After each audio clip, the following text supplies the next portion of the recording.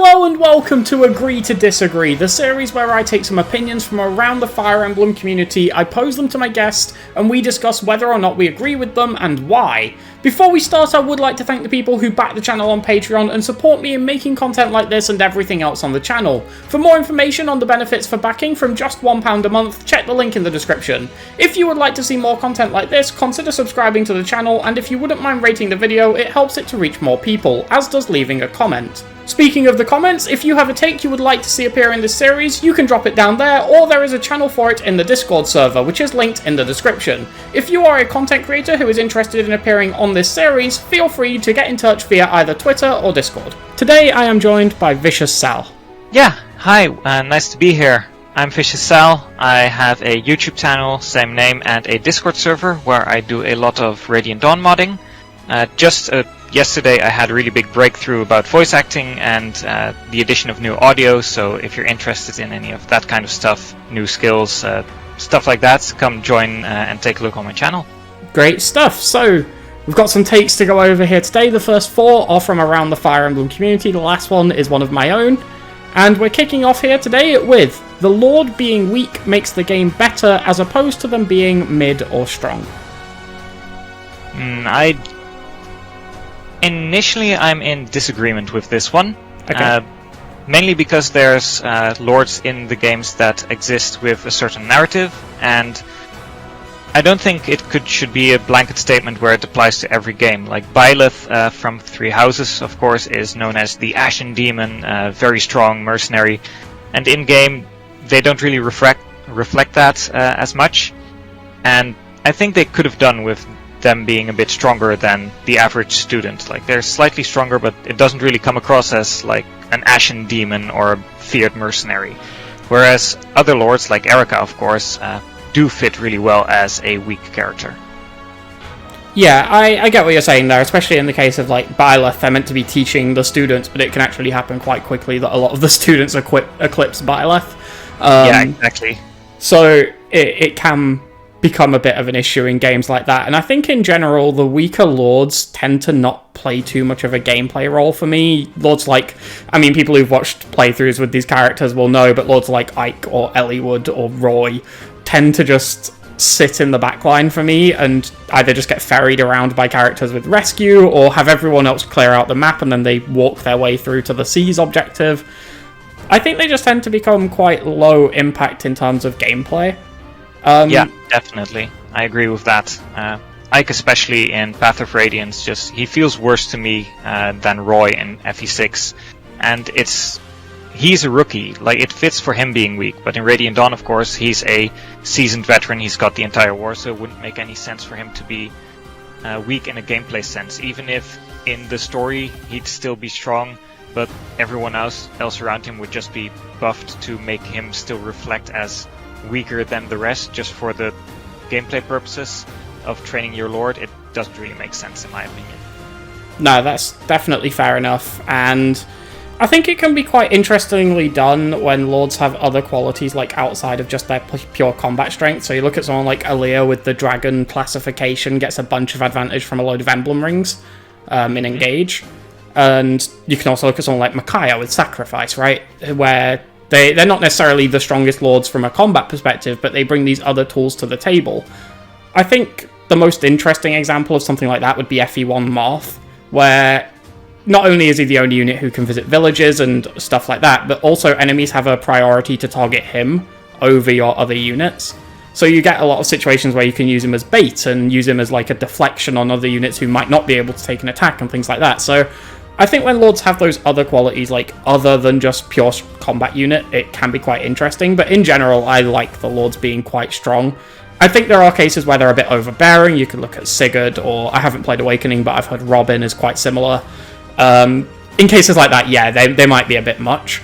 But I think in general, especially when you're around like that sort of like that Byleth, Hector, Ephraim sort of power level, like you're a good unit within your game, but you're not overbearing or anything like that. I generally think it helps the game more than when they're somewhere like Erica or Eliwood level. Yeah, I definitely agree with what you said there. Especially Ephraim, Hector, they make sense to just excel in strength and defense, of course, a lot more. And Also, the FE1 Provoke Marth is, of course, really fun to mess around with in the game, even with the clunkiness of the game itself.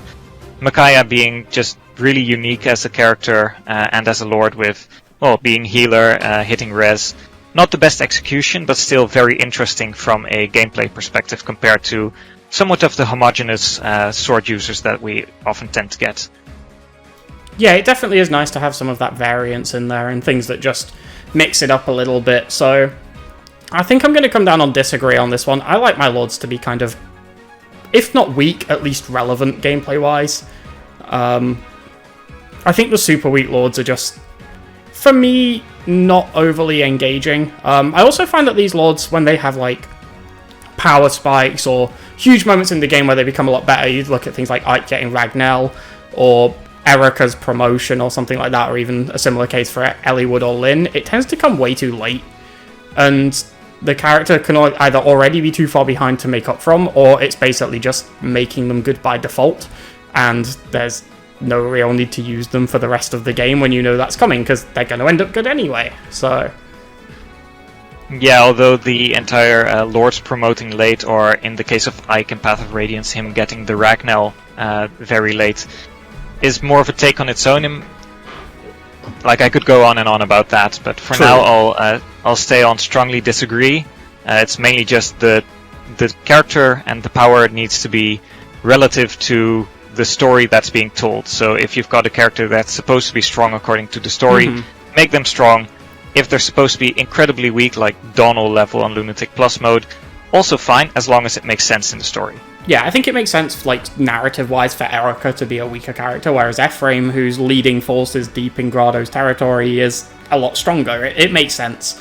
I still just prefer when the Lords are just kind of good, so I'm just going to fall on disagree with this one. I don't strongly disagree. I think there's a place for weak Lords, but they're few and far between, really. I'd rather they just made them better, especially if you're going to be forced to deploy them for most of the game. Yeah, indeed, with very weak lords, I would like them to become strong eventually. I don't like logging around a detriment the entire game. That's definitely fair. So I think that about wraps up that one. We both fall on the disagree side of the spectrum. I believe you came down on strongly disagree, right? Yes, mainly just because of narrative cohesion. Like, I don't. The lord being weak is fine, but not every single lord has to be weak. Yeah, that's definitely fair. So, the next take we've got here is luck should be the default stat for chance-based proc skills, with very few, if any, exceptions. So this would be skills that only occur a percentage of the time, and that percentage is influenced by your stats. So you're looking at something like Luna in Fire Emblem Engage, for example, which is Ulchrist's ability, and a bunch more throughout the series.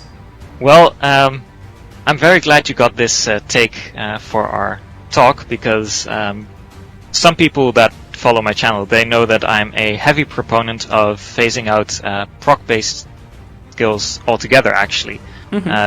I'm working on creating an entire cooldown-based system, and I've got a lot of help from Dunal, who is also a Radiant Dawn modder. Like, we're both doing projects. So yeah, I'm also on strongly disagree for this one, because even though the cooldown-based system isn't a thing that has to be in every game for me, I really enjoy it, and even if I would remove that part, I still think that it makes sense for certain skills to be based off different stats. The Deadeye from Radiant Dawn, pardon the bias for examples probably, is just something that feels really skillful to me, instead of being something that you get lucky by doing. The luck-based skills for Despoil or finding a weapon, something like that, or a bullion, a red gem, those feel like a luck-based skill to me. And I really do like the fact that it's that there's different stats that can proc different skills, although I do want the game to really emphasize that they're based off different stats, and that it is clear in expressing which stat is the trigger. Yeah.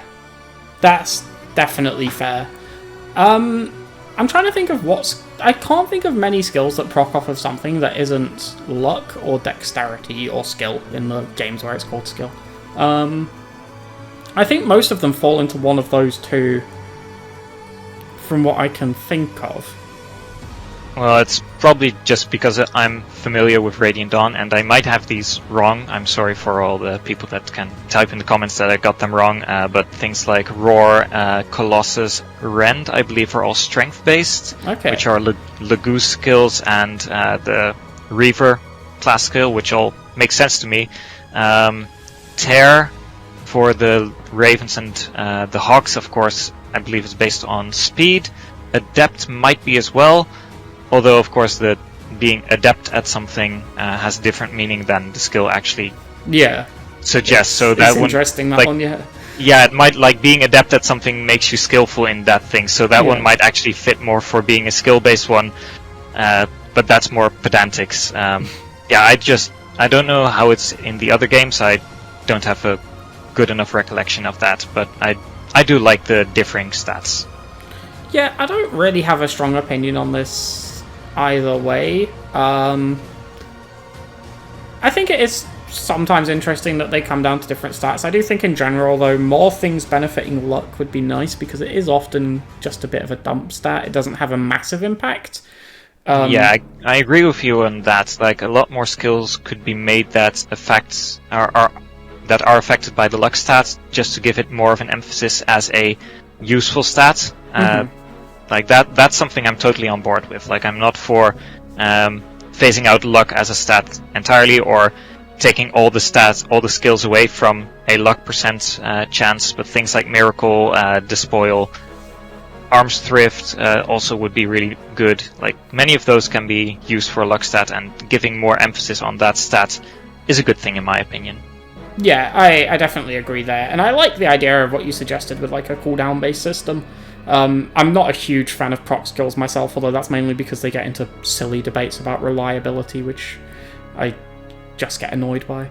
But yeah, it's why I was working on that as well. Like, just the entire thing. I like my RNG.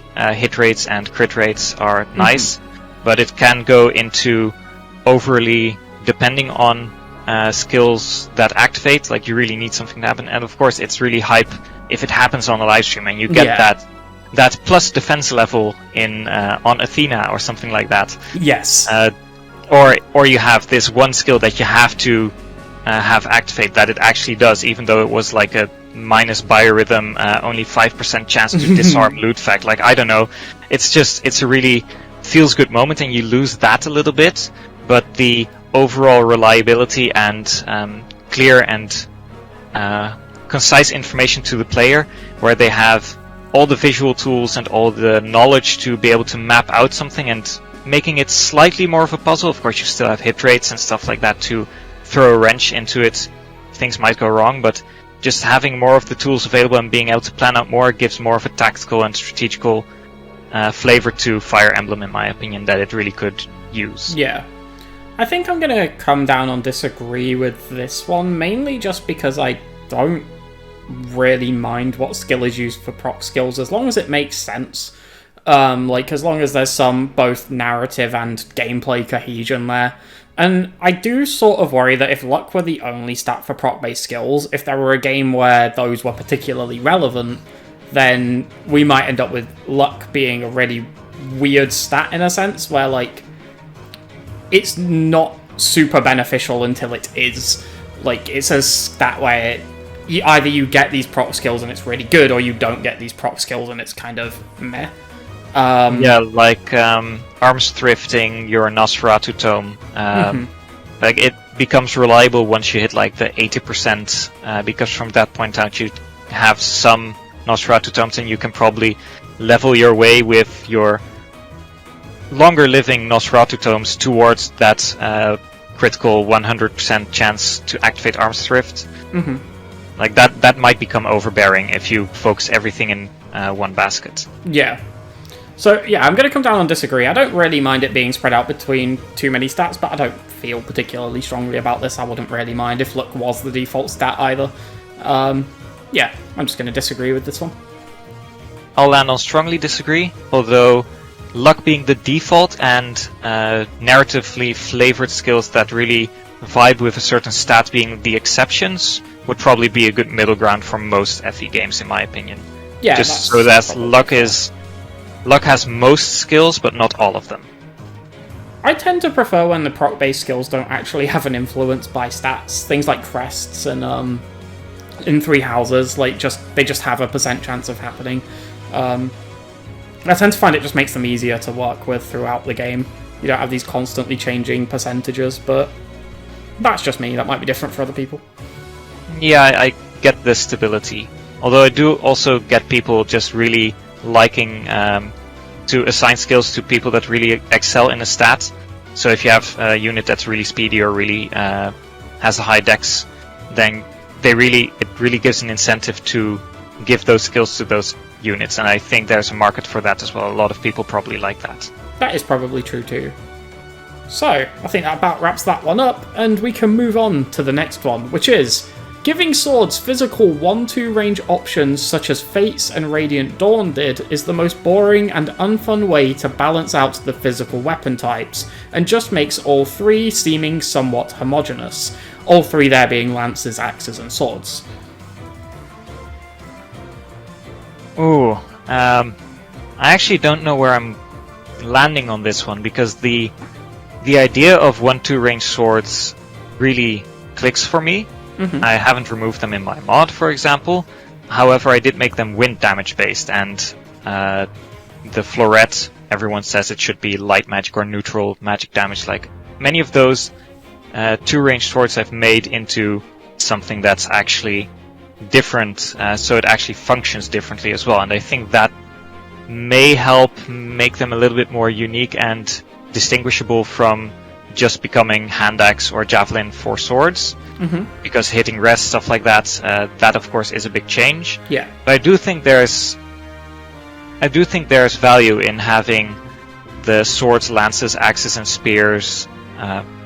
Well, lances and spears was kind of redundant, but in having them have unique weapons onto themselves, like they usually all have a brave version, that all have a killer version, and maybe it's better to just have certain weapons with certain effects be locked to only lances, like the killer weapons are only found on swords, the brave weapons are only on lances, and I don't know, something else could be used. Maybe the smash weapons could only be used on axes, like you don't have the iron blade in engage. Maybe that would have created a little bit more uniqueness for certain classes and weapon types. Mm-hmm. Yeah, it definitely could be interesting, and I wouldn't be opposed to them taking away weapons rather than adding them. Like, if Lance has got the 1-2 range, Axe has got the killers, and Sword's got the brave or something, like, I'd be kind of fine with that. But I have to agree with this take that I'm not super sold on giving Swords physical 1-2 range options. I think it's just a weird solution to a problem that I'm not even sure needs solving. I don't think the weapons necessarily have to be super balanced. I don't think it hurts if they are, but they definitely don't need to be balanced in the same ways. The ways you can balance them is by having them excel in different areas, and we sort of see that with swords typically being lighter, more accurate, lances being somewhere in the middle, and then axes being heavier and a bit less accurate. We do see that, but I think we could expand on it more, just make the weapons more distinct from each other. And you get less of these, like, clone-ish units then, where it doesn't really matter what weapon type they have, they perform the same job anyway. I think we can sort of steer away from that if we made the weapons more diverse. Yeah, definitely. So I think I do agree with the take in general. I'm not super sold on the fact that swords having physical 1-2 range options is great. Other ways you can do is things like effective damage and things like that. Swords tend to have quite a fair bit of effective damage with, like, rapiers, armor slayers, worm slayers, all of this stuff running around. So you could lean into that stuff more as well, but in general, yeah, I think that the less similar the three weapon types seem, the better, and especially in the modern games where we have more reclassing, you can give anybody any weapon in something like Three Houses or engage with the right promotions. If they're more distinct from each other, it creates more niche use cases for each one, rather than axes are the best because they hit the hardest and you can fix your accuracy issues, which is kind of the case in the past couple of games. Yeah, definitely. I've noticed that as well. The Wyvern emblem, just using axes all day long, of course, it's a tradition all this time. I do like the entire thing of diversifying weapons, although weight usually is also really easy to cancel out, just like the accuracy problems for axes. So I think they should lean more into that and really diversify weapons even more than they currently try to do. I'm not opposed to the 1-2 range weapons themselves for swords, but I do think that just giving them physical 1-2 range is unfun and boring. I mean, we know the basic fire, L-fire, arc fire, and the same for wind and thunder. They're all just the iron, steel, silver variations, and I really dislike that magic actually feels less magical than the swords themselves or the weapons themselves. Usually the weapons really have cool effects like being brave and this and that, and sometimes you have some tomes like the Lunatone, of course, makes an appearance every now and then. Celica's Gil exists in Awakening, but they don't really self-healing, things like that. Yeah, but they don't really pop up that much, and I really would have liked weapons to be more unique in that regard. And I don't think physical 1-2 range is the solution to that. Yeah, so I have a similar take coming up in a future video, so I'll kind of keep my opinions on that fairly brief, but I do wish Magic had some more diversity in what it did. I kind of really dislike in games where Magic just becomes a substitute for another weapon, or in any media franchise, really. So I would like if it had more effects beyond just doing damage. I think it makes it a lot more interesting, and Three Houses kind of did a decent job of this with Dark Magic, but I wish it was done more. Yeah, definitely. For now, I'm going to lean on agree with this. I do like my 1-2 range swords, but I don't like them being physical. That's definitely fair. So yeah, I'm going to lean on agree with this too. I think it's a pretty boring way to solve the problem, and I'd rather we diversify the weapons more rather than making them more similar. I wish these different weapon types had more that made them distinct from each other. So, yeah. Next take. Fire Emblem storytelling would benefit from having more events where death or sacrifice are either mandatory or heavily encouraged. And there was an example given with this take, which I've left out of the actual thing itself, but it was the prologue of Shadow Dragon, where you are forced to basically sacrifice a character to proceed through one of the missions. It would be that one. Yep. Yeah, poor Frey. I mean, it's nice that he survived in the end. But yeah, I do like this take. I don't know if I necessarily agree with it, with the death and sacrifice being mandatory. But what I do really vibe with is the impact it has on characters. Like, you really do see that Marth struggles with having to leave someone behind, and, well, the entire second game, of course, the one you're playing right now, he has talked about losing friends and losing comrades. Like, it's an integral part of his character. I really think that's a good way to go about it. Just have the impact be clear, because that's something where Engage has dark moments, but they're not considered dark because they're just glossed over 2 seconds after they happen. Like, there's no ramifications. And I think that's the thing I lean more towards. Just, if there's a death and that might be mandatory or heavily encouraged or a sacrifice, then yes, that's fine. I like that, but do make it a memorable and engaging moment for the units as well, where there's actual ramifications in the story, and it just doesn't get glossed over. Yeah. I think in relation to the take, which specifically mentions storytelling, I think I can agree with this. I have issues from a gameplay perspective about them encouraging death or sacrifice. Just in general, on repeat playthroughs, it tends to just lead to certain units not being used. I think on a blind playthrough, it can be really fun. It can be really impactful, but we see this with characters like, even in something as simple as like Sacred Stones 5X, there are a lot of players who are reluctant to use Orson because he leaves you after that chapter.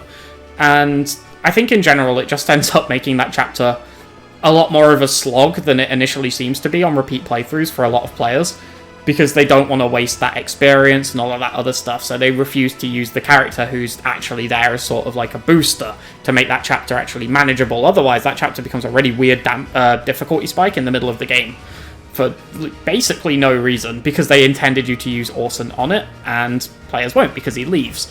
And if you have a situation where you're forced to kill off a character or something, you will just see players not use that character who they're going to kill off or something like that. Or, like I do in Shadow Dragon, Gordon basically never sees the light of day because he gets fed to that fort. It's a bit of a shame when that kind of thing happens, but I do agree from a narrative perspective it is actually quite a cool moment to have a character sacrifice themselves or be sacrificed.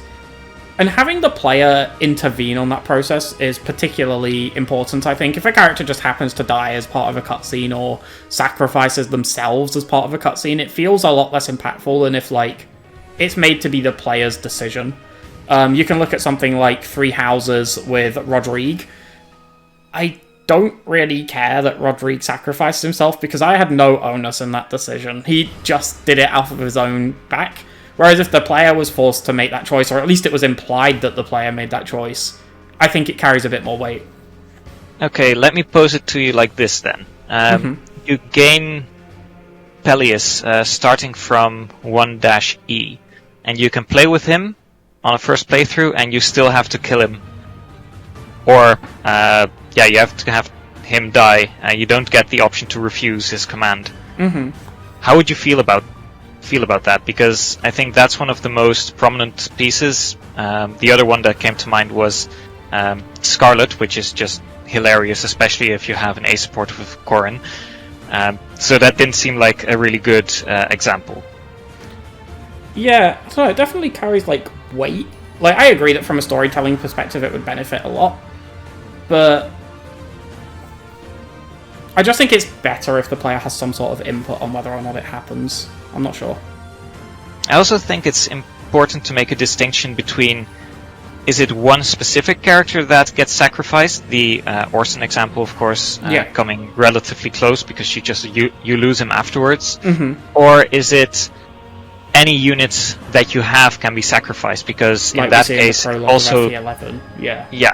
But let's put that sacrifice halfway through the game. Yeah. Not counting the guidance where you just actively murder everyone. Shout out to Exalblem. Yeah. But if you have that option halfway through the game, and you know it the second playthrough, then you just have your Dolph or McKellen that you don't like. I'm sorry to the two people that like either of those characters. And you just always sacrifice the characters you don't like. Yeah, then again, I think like, on a repeat and playthrough, it loses the meaning. The impact, yeah. On a first-time playthrough, though, players are likely to just be taking their best units into chapters. Although, at that point, if players are just taking their best units into chapters and they get told sacrifice one, do they just restart? And probably. Then deploy someone else? They probably just deploy a scrub. So from a gameplay perspective, I think there's a lot of difficulties into implementing it. But from a narrative perspective, I really like it. So in the end, I think I'll land on agree, because I really value the narrative cohesion with the gameplay. Yeah, I agree with that. I'd fall on agree too. Obviously, we do see situations as well, something that just sprung to mind, where we lose units without death or sacrifice in the case of Three Houses. Silver Snow, you lose Edelgard and Hubert partway through that game, and those units are still beneficial to use early, so you do still see them used, which you don't necessarily have to take them away through death or sacrifice, and it is somewhat the player's choice, which I think will resonate with a lot of players if they choose to side with the Church of Saros and lose essentially their lord in the process. Obviously, you still have Byleth, but you lose what was essentially the story's primary character for you. Yeah, it was pretty much the main character. Yeah. And then I'm just, like you said, they get used a lot by most people, I'd assume. But people don't do that for Orson, and that's only one chapter. And that's then probably because it's one chapter. On the other hand, it's such a slog, then why not use him? Because he can only soak up so much experience, whereas Edelgard and Hubert can soak up so much more. I'm of the opinion you should just use Orson on 5X. But, I know a lot of players feel discouraged from doing so, and it's probably not great that players feel discouraged from doing it, so they don't, and then this chapter is this huge slog for them, even if it is kind of just their own fault for overvaluing experience. Hot take, if we had bonus experience in that chapter, and you would get a lot of bonus experience for completing the chapter really quickly, more than you would get from the experience that Orson would steal, I think that would solve the problem pretty much on its own. They would. There are a lot of ways they could work around it without necessarily having to lose the unit loss there. But in general, I have to agree that units, sacrifice, death, loss, etc. would be just good for the narrative of the game overall. Yeah, definitely. So, we have one final take left, and this one didn't come from around the Fire Emblem community, but it's one I wanted to pose, and that is that rewind mechanics should be gameplay only and kept out of the plot or story. Ooh, I don't think I actually mind the narrative inclusion as much. I think most of them have been clunky, and I think the turn wheel divine pulse is going to become something that's just going to stay in the game. I like it for fixing mistakes. I don't like it from a gameplay, or rather from a map design perspective. Like, I'm very afraid that a lot of the upcoming games, and you can see it in Chapter 5, the tower in Three Houses, that those ambush spawns, like, they're just there to waste a divine pulse use. It doesn't feel good. That's cheap game design, cheap difficulty. I don't like that. I really wish intelligent systems would not design maps with the divine pulse in mind. But I think it's here to stay, and I think it's going to be a detriment to map design overall. But I do think that it's a valuable asset in the grand scheme of things, because a lot of minor mistakes, just a misclick, that's really nice to be able to repair. I try not to use it when I get a 1% crit on my favorite unit. Sometimes I cave in and I just like Petra too much, but every now and then you just have to reset for your characters that you like. But mostly I try to use it only for mistakes on my end, and not mistakes that happen due to the game rolling favorably for the enemy. So how do you feel about it being kept to gameplay only, but kept out of the plot or story? I think it's clunky right now, but I think they can implement it in a fine way. Like, there's no issue with Sothis turning back to Hands of Time. Like, I thought that it was pretty well done. I actually haven't played Shadows of Valentia far enough to actually play. Yeah, I'm on my first playthrough of that one as well, so I can't overly comment on it. No, I do think the Dragon Crystal was way worse, and I hope they do something better in the next one, because I don't mind the inclusion in the story. All in all, I'd say I disagree with this one slightly, but I don't mind if it's just purely for gameplay. Okay, so I agree with this one overall, but I almost have the opposite take of you. I didn't really like its inclusion in Three Houses. I actually think it was done a little bit better and Engage with, like, losing access to it halfway through the game when the time crystal was taken away from you, and then getting it back when it was returned to you, even if it was just for like 3/4 of a chapter. I think that was a nice little story beat to actually mess with your gameplay mechanics a little bit, especially on a chapter where they already did that to quite a reasonable extent by taking away your emblem rings, until they introduced the DLC and everyone has emblem rings for that chapter anyway, but that's a different point entirely. But yeah, I think in general it just creates these weird plot holes where, like, it just frequently asks the question of why didn't the characters just rewind? Like, the very idea that Byleth can fail certification exams with the power to rewind time is baffling for me.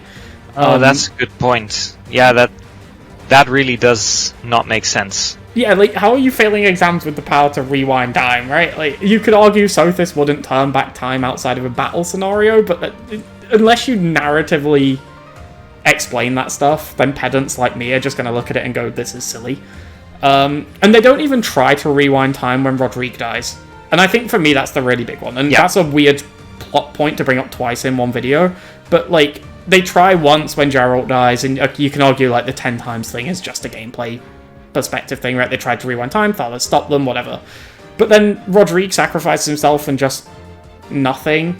Like, there's several other... enough, apparently. There's several other cutscene-based battles in there as well, and there's just nothing. Several other moments in the plot. No, I think you got me there. Like, I'm coming over to your side. Like, as I said, it has to be implemented well, but you're just piling on stupid examples of why it doesn't make any sense. So, you've convinced me that it's actually not that good of an idea. I was thinking mainly just in the story for the character and how they got it, but not the actual consequences that you can avoid just even in daily life. Like, would Sothis not, if Byleth trips on the stairs and breaks his leg, would she not turn back the hands of time? Exactly, right. Like, there's so many points where things happen in cutscenes. You can look at a lot of the Chapter 11 ending cutscenes as a particular example. Why didn't Byleth just turn back time? Three Houses. Yeah. Like, why didn't Byleth just turn back time and handle things differently? You know, why are we letting Hubert teleport Edelgard away? Like, is there a reason? Like, it's just there is no reason. No, I think I stand by my original statement that if it's implemented well, but you just gave so many more examples that it seems impossible to implement it well. Yeah, I think it's just one of those things that, like you say, it's really difficult to implement correctly. I think Engage did a little bit of a better job by having some of the major plot beats happen either before you get the Dragon Time Crystal, like with Lumera's death, or taking it away for certain parts of the story. But there are still moments throughout that plot where...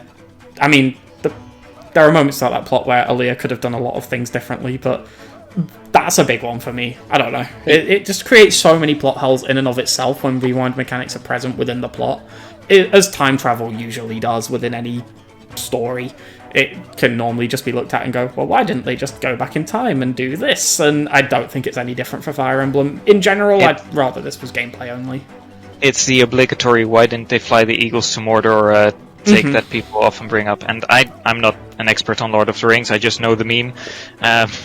But yeah, I'm actually in agreement with you there. I don't like the Somniel or Garreg Mach, because every time you go to Garreg Mach, or rather you do a battle and you're advancing on Furthiad or whatever, and then suddenly you go back to Garreg Mach and spend a month there instead of holding your new position.